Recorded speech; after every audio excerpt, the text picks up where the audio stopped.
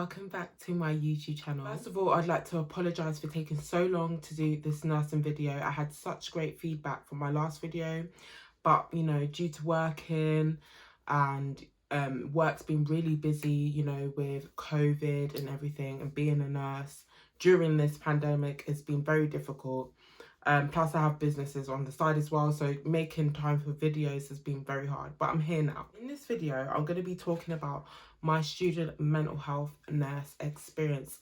I'm going to be looking down a lot because I've written a lot of points on my iPad because I didn't want to miss anything out. But I thought this would be a really good video to do because I got a lot of emails and a lot of comments regarding around my experience as a student nurse. So I wanted to give more insight into that, give my experience.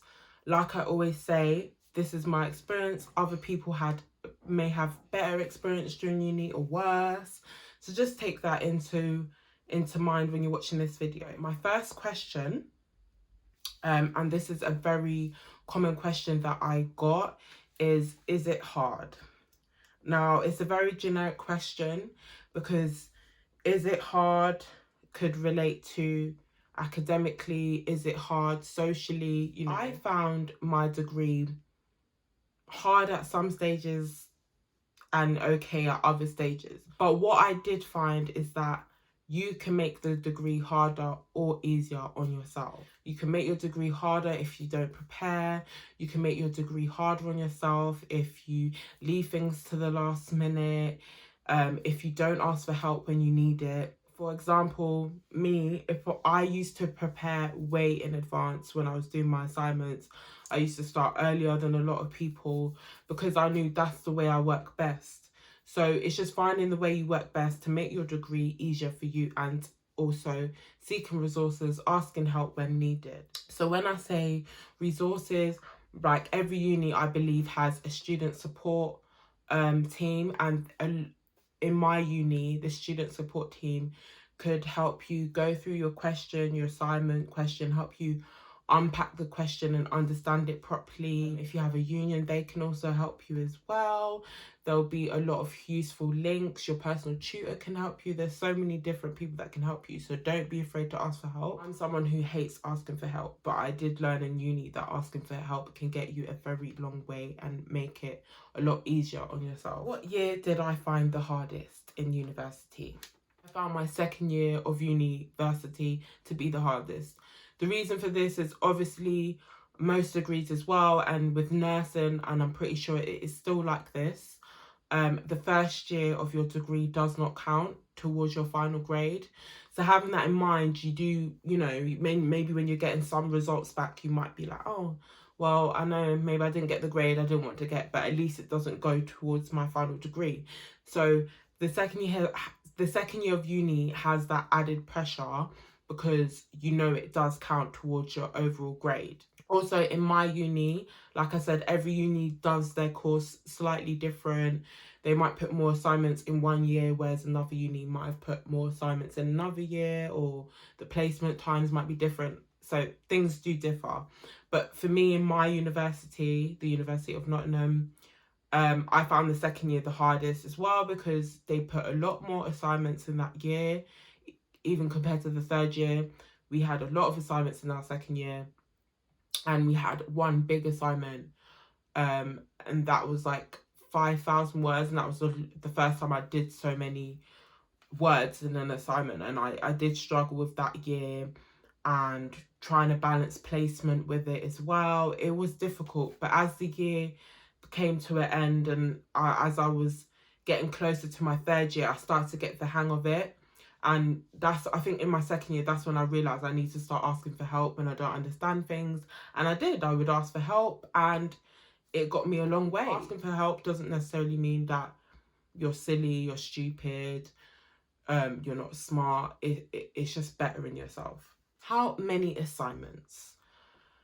This is a very difficult question to ask, like I say, because every uni structures their degree differently, and it might have changed now, so I don't really want to answer that question because, like I said, it will change. But if I put some perspective onto it, there was 3 modules, I believe, and I think in the first year, each module had 2 assignments.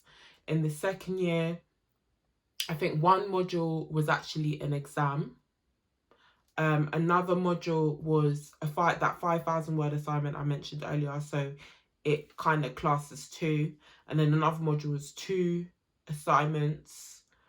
But then I also had to do a medication exam. So like every year had different things. But every year we had to do something called an OSCE, which is like your physical exam. So someone will be watching you and they might see how you do blood pressure. And you either pass or fail that. And you have to do that to be a nurse as well. I think in my first year we did 2 OSCEs, and in my second year we did another 2, and then that was it. We did all of them. But like I said, every uni is different. I need to buy any books. So personally, for me, I didn't buy any books for university. I didn't purchase any books. Actually, that's a lie. I did purchase one book, and I will put the name across the screen because I can't remember it off the top of my head, but I know it was something like The Art and Science of Mental Health Nursing. My auntie bought that book for me, and it actually helped with a lot of my assignments, because even now as a qualified nurse I do refer back to it, because it has a lot of law and legislation in there that a lot of mental health nurses have to adhere to. So the book is really good for that. But other than that, I didn't purchase any books. If I had an assignment, for instance, on communication, I would just go to my library, get a book out on communication, and then obviously return it when it needed to be returned. But I didn't buy any books. I had people in my my cohort who purchased like £300 worth of books and didn't even use all of them. So I would highly suggest not buying loads of books, maybe just a couple, because it is, as a student, you want to save money where you can. So yeah, definitely borrow books from the library. Also, something that I used, thank God for it, I used so much in my assignments was Google Books. And what's really handy about Google Books is, like, say if you want a particular quote to support what you're saying, you can literally type it into Google Books, and it will show you like loads of books where it will say that similar thing. And that's what I did throughout a lot of my assignments. So it really helped when I was doing critical analysis in my assignments and things like that. Also, if you join a union, and I really highly suggest that you join a union from when you're a student, because you may need them when you're a student. You might have some difficulties in uni or on your placement, and you just don't feel like you can, speak out on your own. The union can really help with that. The union also have a lot of literature that they can give you access to. So yeah, I would definitely suggest joining a union. Someone else asked, will I need to get a job? It depends on your financial income. Basically, it depends on how well you go into uni. It depends on the things you need to spend on in uni. But for me, I did have a job when I was in university. Before I started uni, I was working in a supermarket, and I transferred that job over to Nottingham so that I could work in the same supermarket, but the one over there. But I found with the supermarket job, they wasn't really accommodating to my university needs. And with placement, some days I'd have to work weekends, and they just wanted me to work weekends. So I left that job and I got a 0-hour job, which was a lot more better for me because I could pick when I wanted to work. And I did support work in general hospitals mainly. And I did that, and I really liked that because, like I said, I could pick when I wanted to work. Also, it gave me experience with the general side of nursing, so I got to learn to do things that I probably wouldn't have picked up on when I was doing my student nursing, believe it or not. I was in my second year doing my support work, and I didn't even know how to empty a catheter bag. And I was in my mental health nursing, and that's because we didn't get taught that, because we didn't come across it in placement, because mental health placements, most of the patients you'll get are quite independent, especially if you're working with working age adults, so you won't see things like catheters. Yeah, it just really helped me to gain more skills being a support worker. So yeah, to me, you don't necessarily need a job, but I had to have a job because I had a car. I had to drive to placement, get petrol, which you do get some help with money back from. The NHS do reimburse a lot of things, but sometimes it's just not enough money for what you need. And also there is other resources around in university. There's hardship funds, which you can access if you're having financial difficulties in university, and you just have to like provide some evidence like your bank statements to show that you are struggling financially, and they will give you a sum of money, sometimes quite a lot of money, and you don't have to pay it back. But obviously the amount of money you get depends on their view of your needs. Someone else asked, I get asked this a lot from family members, friends, random people. Is it scary? So, is it scary? For me, and I'm going to answer this as the career in general, because from when you're a student nurse, you're right in the thick of it. So, yeah, I'm answering it as the overall thing, but this applies to when you're a student nurse up until when you're qualified. To me, at times, being a mental health nurse is scary.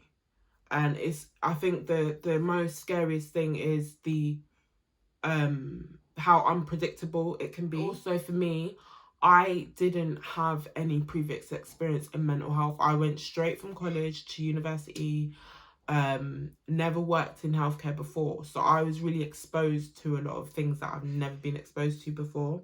And being young and exposed to a lot of trauma, a lot of other people's trauma, and seeing quite traumatic things can be a lot to take on.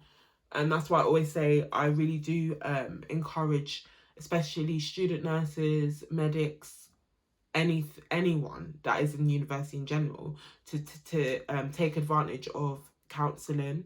I think it is a requirement for every university to have a counsellor at the uni, and it is free.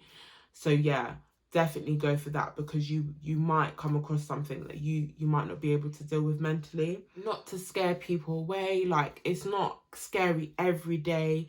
There's just, at times it can be unpredictable, and I think that is the scariest thing about nursing, and not even just with mental health nursing, in general nursing. You just don't know what you're gonna get. But it's just keeping in mind that maybe if you might have a really high risk patient or a violent patient, to just remember that, you know, they are unwell, and also to remember that there should always be help there. If you feel scared and you go into your manager or your mentor when you're a student and you're not getting the help you need, you go to your personal tutor in uni and you're not getting the help you need, there's always someone above that you can go to. You can speak to your union, speak to your manager's manager, anyone, and just get the help you need. Always seek help. Don't ever feel like, oh, I'm seeing another student nurse or I'm seeing another nurse react to a certain thing better than the way I'm acting. Just ignore that. Just focus on yourself and realise what you can handle and what you can't handle, and be honest about it, because the more you bottle it up, the worse it will get. What if I struggle academically? I think I've kind of covered this, but get help.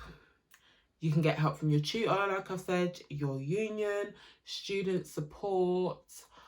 So many resources out there. I'm going to leave a lot of them in the description box. I know somebody actually in uni that they didn't know they were dyslexic, and they didn't realise until they got to university, and then they went to the student support people and they got a dyslexia test, and they found out they were dyslexic, and then the university gave them a lot of resources. They gave them a laptop, a recorder thing so they could record lectures and listen back to it. They got extra time in their exam. Going and seeing student support is really helpful, even if you feel, you know, silly for doing it, because I did at the time. I don't know why. I just hate asking for help. That's just me.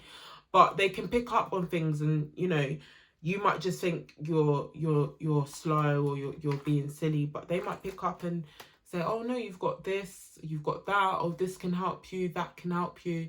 So yeah, seek every resource you can in university. We pay enough for university, you might as well use every resource you can. Another question, what if I struggle financially? I've already covered this. Like I said, there's hardship funds. Obviously, when you go to uni, you're entitled to a maintenance loan and the NHS bursary. But there's other things like a hardship fund that every university should have. Also, there's charities, nursing charities that do help student nurses, and they give out money to student nurses that are struggling. This question I have again kind of covered, but I'm gonna go into more depth. So this is I got asked this quite a lot as well. This is why I want to go into depth. Is how do you cope with aggressive patients? So being in mental health, I'm sure a lot of people know that you will come across aggressive patients, verbally, physically, and a lot of the times you might get hurt. For example, with me, I've been hurt quite a few times in my career, and I'll be qualified 3 years in September, and I've had my ribs cracked twice, and that is just, it's just unfortunate for me, because like I say, I have friends who are mental health nurses and they've not been assaulted once. So it just, sometimes it's just unlucky. So the reason why I really want to stress, I don't want to scare people away, but I really want my videos to be honest. So yeah, I have had my ribs cracked twice due to aggressive patients, but I would like to stress that you will more likely experience aggression in particular work environments. As a mental health nurse, there's so many different fields that you can go in. You can go into research, you can go into community nursing, you can go into child and adolescents, working age adults, older adults, and the particular field I work in, there's more level of risk there because it's not a secure unit and things like that. So you have to bear that in mind. So don't, I know when people hear that, they're like, oh my gosh, I'm definitely not doing mental health nursing now. No, wait. But like I say, I have friends who work even in the same field as me, and they've not been assaulted at all, or they might have been verbally assaulted, but they've not been physically assaulted. So it's just unfortunate for me that it's happened, but I'm okay. My way of coping with aggressive patients is to find out about them. So look at their history, look at their triggers. A lot of times we give them people's notes, and we can look on the system and look at maybe what triggers them off, which could make them more aggressive, or maybe what calms them down. Maybe they like listening to music. Maybe that helps. I do tend to ask other staff about, how do you cope with that patient? What do they like? Or, just so that you can find other ways to maybe avoid anything happening. But like I say, over time, you will get better. You will learn how to cope with aggressive patients. When I first started as a student, I remember my first ever time being called the N-word by a patient. I was so upset. And it doesn't necessarily get easier, but you just learn how to cope with it. And obviously having a really good team of staff around you really helps as well, because you're all in the same boat together. And yeah, I really just want to stress that mental health nursing is not all bad, because trust me, if it was all bad, I would not be in the career. I would have left. But obviously the highs are definitely better than the lows, but I have to remind people and be honest that there is going to be sometimes you might see things or face things that you don't necessarily want to, but it's about how you can prevent that and what resources and who you can speak to avoid that. And another thing with aggressive patients, if you feel like you're not getting anywhere, or if you feel like you're in an unsafe environment and you're not getting the help that you need, this is where your union comes in. I always tell people to join a union, because your union are they're not biased because they are separate from the NHS, and their job is to fight for you and to be your representative. So we're coming up to the last couple of questions. Work-life balance as a student. Now, this is definitely one of the things that I struggled with the most as a student. More so than the assignments, more so than the placement, all of that. It was the work-life balance. Because as a student nurse, your expectations are different than maybe someone who's choosing to study business, or someone who's choosing to study, I don't know, history. Because we have to fulfill a requirement by the NMC, which is that we do 2,300 hours of theory and 2,300 hours of placement. And because of that, we are in uni a lot more than other students. When I was on my theory, when it was during the times we were doing theory and off placement, I was in uni like 5 days a week. And obviously when you're in placement, you're expected to do 37.5 hours a week, and then sometimes you could be doing placement and you might have an assignment due the next week. And then even with my uni, during Freshers Week, all the other students that were studying other degrees had the whole week off, or they just had one lecture. But all the nursing students had a lecture every single day, and like 9 to 3. It was just like, you could definitely see the difference. So it is different being a student nurse, because you might not be able to go to that party. You might have a night shift. You don't always get the weekends off because you might be working at placement. You might be more tired because you're balancing working as a student and doing your assignments and trying to have a social life. But like I say, for me, in order to get that work-life balance, I had to plan. Naturally, I plan things anyway, but I feel like if you're someone who just is quite spontaneous and you just leave your assignment and do it when you want to, you may struggle a bit with getting a work-life balance. Yeah, I like to do the work, then party, rather than party and do the work. And I find that pays off better. Just plan everything. Find out at the beginning of the year what assignments are due when, what exams are when are your placement dates, and just fit it so that you're not overlapping things and you're not putting too much work on yourself.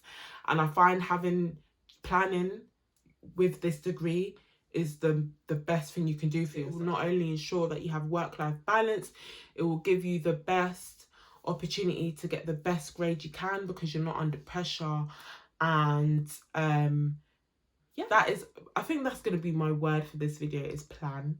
Just plan and get help where you need to, and your degree will go very well.